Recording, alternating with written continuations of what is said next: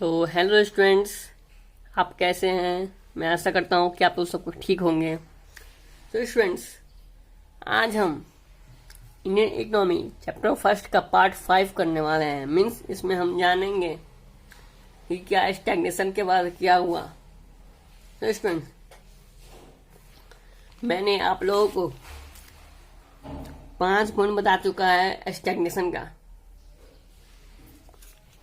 So students, आज हम new topic start करेंगे। उस टॉपिक का नाम है स्टूडेंट्स, आज का टॉपिक है इंडस्ट्रियल सेक्टर। टॉपिक है आज का इंडस्ट्रियल सेक्टर।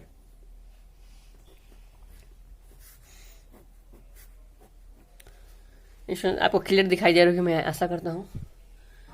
सो स्टूडेंट्स, जो एकदम हमारे जो इंडस्ट्रियल सेक्टर का जो कंडीशन था after British east India company का, वो बहुत ही पुअर था, बहुत ही बुरी तरीके था। तो स्टूडेंट्स, में हम यहाँ पर फर्स्ट पॉइंट क्या लिखेंगे, the poor state.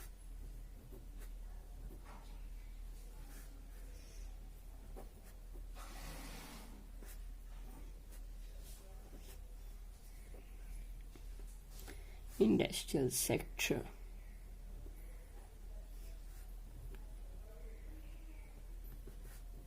during the British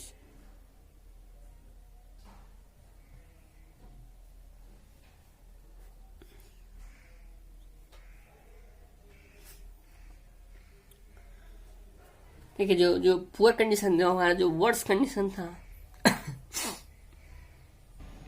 जो वर्स्ट कंडीशन था हमारा ब्रिटिश रूल के समय, वहाँ आप लोग कुछ पॉइंट में से दिखाएंगे क्या क्या पॉइंट थे, तो क्या क्या डिक्लाइन हुआ था, क्या क्या हुआ था। तो देखिए, ब्रिटिश रूल। सो पहला था क्या, फर्स्ट पॉइंट क्या लिखेंगे हम students, डीनेशनलाइजेशन।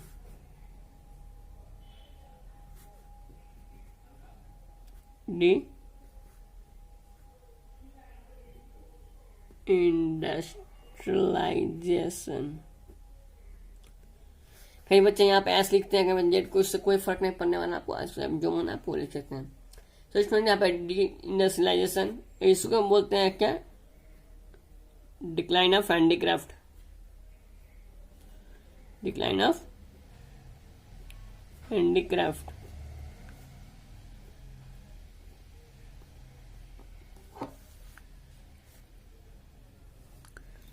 So student, in reindustrialization या डिक्लाइन ऑफ हैंडीक्राफ्ट होता क्या है? बेसिकली इंडस्ट्रियलाइजेशन का शॉर्टअप होना, उसको बंद कर देना, मैक्सिमम यही होता है रीइंडस्ट्रियलाइजेशन। मतलब इंडस्ट्रीज मैक्सिमम तौर पर बंद होने लगी थी, वहां पे ये होता है। हम जानते हैं क्यों बंद होने लगी, क्योंकि वहां पे जो रॉ मटेरियल था बेसिकली जाता था इंडिया से, और फिनिश होता था किससे, ब्रिटेन से। जब हमारे इंडिया में ही जब वो ब्रिटेन से गुड आने लगे, फिनिश गुड्स, हमारी इंडस्ट्री खोलने का कोई पर्पज रह गया ही नहीं, कोई कारण बच गया ही नहीं हम लोग को। सो इंडस्ट्रियलाइजेशन में एक पॉइंट आता है क्या, discriminatory tariff policy. Discriminatory tariff policy अब क्या होता है, देखिए,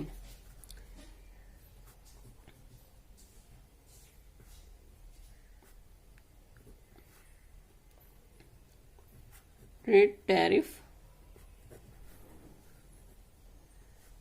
पॉलिसी। इसमें क्या होता है students, export of raw material होता है इंडिया से और ब्रिटेन तक, और इंपोर्ट ऑफ फिनिश गुड्स होता है ब्रिटेन से इंडिया में। अब क्या हुआ, मैंने आपको पहले ही बता चुका है स्टूडेंट्स, जो हमारा रॉ मटेरियल जाता था ब्रिटेन में उस पर भी टैक्स नहीं था, और फिनिश गुड्स होता था जो इंडिया में उसमें भी टैक्स नहीं था। तो टैक्स था किस पर, जो भी फिनिश गुड्स या हम बनाते थे हैंडीक्राफ्ट गुड्स, उसको हम यहाँ से भेजने पर जो ब्रिटेन भेजते थे उस पर टैक्स लगता था, वो भी हैवी टैक्सेस, नॉर्मल टैक्सेस नहीं। इसमें पहला पॉइंट मैंने लिखिए है क्या,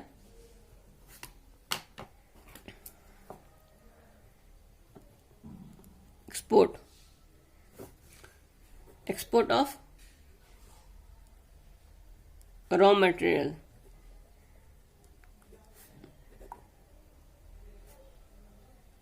from India to Britain. Second point क्या था? Import of finished goods, finished goods from Britain to India. और स्टूडेंट देखिए, और ये दोनों था ना, ये दोनों टैक्स फ्री था। क्या था? Tax free. ना किसी को टैक्स देना, ना किसी को टैक्स लेना किसी से। सो स्टूडेंट, इस पर टैक्स फ्री होने के कारण ये हमारे लिए अच्छी बात थी। पर इसके अलावा हमारे क्या बुरी बात हो गई, मैंने क्या अच्छा बात नहीं हुआ हमारे लिए। सो स्टूडेंट्स, मैंने आपको क्या बताया है कि जो हम एक्सपोर्ट करते थे रॉ मटेरियल इंडिया से ब्रिटेन में, हम उस पर टैक्स नहीं था। और जो इम्पोर्ट ऑफ फिनिश गुड्स था ब्रिटेन टू इंडिया, उस पर भी टैक्स नहीं था। फिर स्टूडेंट्स, मसला स्टार्ट कब हुआ? जब ब्रिटेन को हम गुड्स भेजने, फिनिश गुड्स स्टार्ट कर रहे थे हम, तो वहां पे हैवी टैक्स था।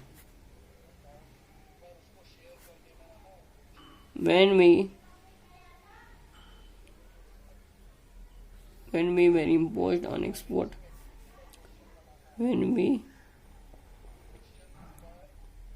were imposed on export of handicraft goods, इस पे क्या था? हैवी टैक्स था।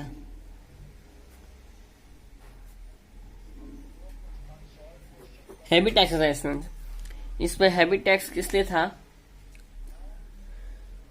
क्योंकि जो हमारा फिनिश गुड्स था, जो हमारा हैंडीक्राफ्ट गुड्स का, वो उसको हम भेज रहे थे। उन्होंने क्या किया? थूथोलॉजी करते हैं ना हम लोग, बच्चे में थूथोलॉजी करते हैं मारपीट के समय, उसे थूथोलॉजी उन्होंने करने लगा ब्रिटिश ने।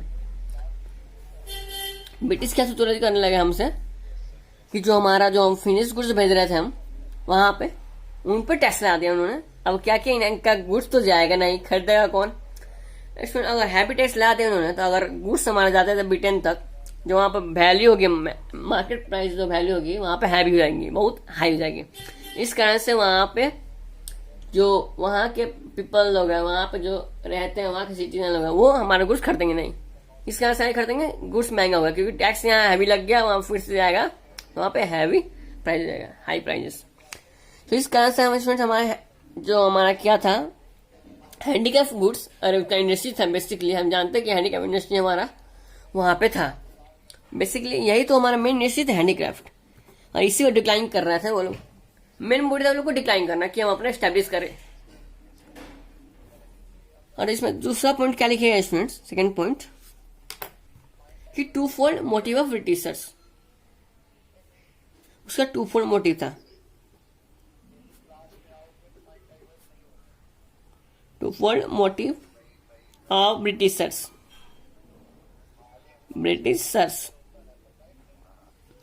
अब स्टूडेंट्स, आप कहिए सर टू फोल्ड मोटिव, तो मेरे को यही लग रहा है सर एक्सपोर्ट इम्पोर्ट। बोले हाँ स्टूडेंट्स, आप सही कह रहे हैं। क्या हुआ इसमें कि जो हमारा रॉ मटेरियल था इंडिया से, वो चीपर रेट में जाने लगा, और to sell finish good from Britain in India market. देखो, जो इंडिया से जो रॉ मटेरियल था वो चीपर रेट में जा रहा था, मतलब बहुत ही सस्ते में। इस कारण से क्या होगा, जो हमारा जीडीपी था वो तो गिरेगा ही भाई। अब समझ रहिए, आपको रॉ मटेरियल इतना बना रहे हैं और आपको कुछ फायदा ही ना हो, मनी आपको फायदा हो जाए 1%, आपका फायदा हो रहा है 0.5%, उससे कोई फायदा होगा आपको? कोई फायदा नहीं। तो टू मोटिव क्या था स्टूडेंट? फर्स्ट मोटिव क्या था? इन्होंने क्या किया पता है? To get raw materials, to get raw materials. इसमें टू गेट रॉ मटेरियल्स उन्होंने क्या किया? सो स्टूडेंट, उनका टू फोर मोटिव था, to get raw materials from India, from India at cheaper rate. क्या? At cheaper rate. इसमें दूसरा पॉइंट क्या था? उन्होंने जो सेल किया finished goods, and to cell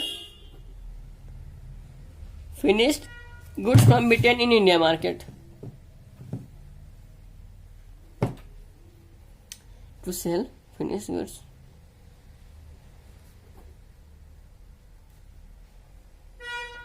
from Britain in Indian market. ये था उनका टू फंड मोटिव, क्या करना है, रॉ मटेरियल चीपर रेट में और ये एंड अथी करना, क्या कहते हैं उसको, फिनिश गुड्स करना। अब स्टूडेंट हमने एक पॉइंट जाना है इंडस्ट्रियलाइजेशन सेक्टर का, आप सेकंड पॉइंट जानते हैं, क्या आप लोग उत्सुक है? यस सर, हम जानना चाहते हैं सर क्या हुआ उसके आगे। सो स्टूडेंट चलिए हम जानते हैं उसके आगे क्या हुआ। अब स्टूडेंट देखिए सेकंड पॉइंट में क्या हुआ, adverse decline of handicraft industry. मैंने क्या बताया यहाँ पे स्टूडेंट्स आप लोग को कि जो हमारा हैंडीक्राफ्ट इंडस्ट्री था वो डिक्लाइन किया, क्योंकि वही हमारा मेन क्या वही तो था जिससे हमारा देश चला था भाई। Yes sir. तो स्टूडेंट क्या जानते हैं, adverse effect, adverse effects of decline of handicraft industry. अब स्टूडेंट देखिए क्या होता है यहाँ पर। अब सर बताइए सर क्या होगा। तो स्टूडेंट्स देखिए यहाँ पे क्या था, हाई अनएम्प्लॉयमेंट था। क्या हाई अनएम्प्लॉयमेंट मतलब बेरोजगार थे लोग, कुछ काम करेंगे बस कुछ था ही नहीं। सो फर्स्ट पॉइंट क्या लिखे हम, हाई अनएम्प्लॉयमेंट।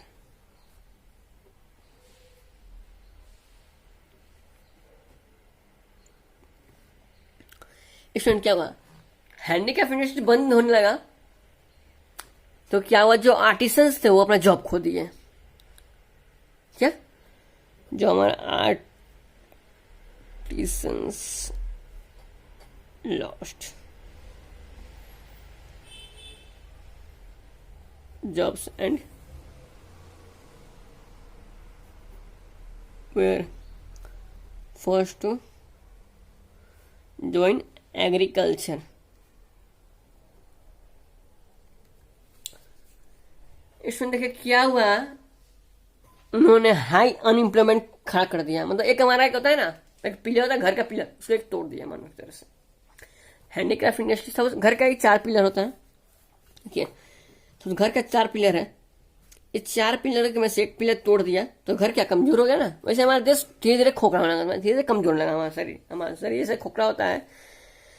जैसे एक बिल्डिंग का एक पिलर तोड़ दो वो तो बिल्डिंग कमजोर हो जाएगा धीरे धीरे, वैसे ही इंडिया का एक पिलर था क्या, हैंडीक्राफ्ट इंडस्ट्री। इस पे इंडिया ट्रेडिंग करता था, जिसपे इंडिया डिपेंडेंट मैक्सिमम डिपेंडेंट था और एग्रीकल्चर मैक्सिमम डिपेंडेंट था। सो इस कारण से हमारा हाईली अनएम्प्लॉयमेंट खड़ा हो गया, इस कारण से हमारा देश और खोखला होने लगा। अब स्टूडेंट्स देखिए आर्टिसंस आप समझ नहीं रहेंगे, तो ये आर्टिसंस कौन थे, हैंडीक्राफ्ट आर्टिस्ट। हैंडीक्राफ्ट जो आर्टिस्ट उसको बोलते हैं आर्टिसंस। और इसमें क्या हुआ, उन्होंने किसको ज्वाइन करना चालू कर दिया, एग्रीकल्चर। मैंने क्या बताया कि ऑलमोस्ट 85% का पॉपुलेशन एग्रीकल्चर पे पहले से ही डिपेंडेंट था, अब और डिपेंडेंट हो लगा किस पे, एग्रीकल्चर पे ही। ओवर द क्राउडिंग, इतना क्राउडिंग हो गया आप जानिए, इससे मार्केट में इतना भीड़ है, उस पर और जाएंगे क्या प्रॉफिट क्या कमाइएगा, देश क्या बढ़ेगा। सुनिए सब आपके देश में, माने आपके एग्जाम्पल लेते हैं, सपोज आपके शरीर में सिर्फ एक अंग है, तो क्या उसे आप काम कर पाएंगे, काम तो कर पाएंगे, बहुत सेटिस्फैक्शन नहीं मिल पाएगा आपको। जो बाकी मुकाबले होते हैं और इंसान के मुकाबले उतना आप काम नहीं कर पाए जितना वो सब दोनों हाथ से दोनों पैर से करते हैं। वैसे यहाँ पर क्या हुआ, किसी पे एग्रीकल्चर बच जाएगा और इंडस्ट्री सब डिक्लाइन हो गया तो क्या बचेगा हमारे देश में, कुछ नहीं। पॉपुलेशन से भी इनकी जगह विलेज में, यही तो होगा स्टूडेंट्स।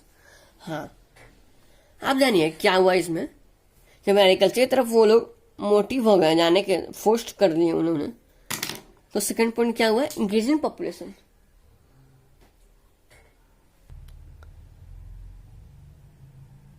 सो स्टूडेंट्स उन्होंने मोटिव था एग्रीकल्चर ज्वाइन कर लिया, पर इस कारण से एग्रीकल्चर ज्वाइन करने क्या हुआ, पॉपुलेशन विलेज में बढ़ गया।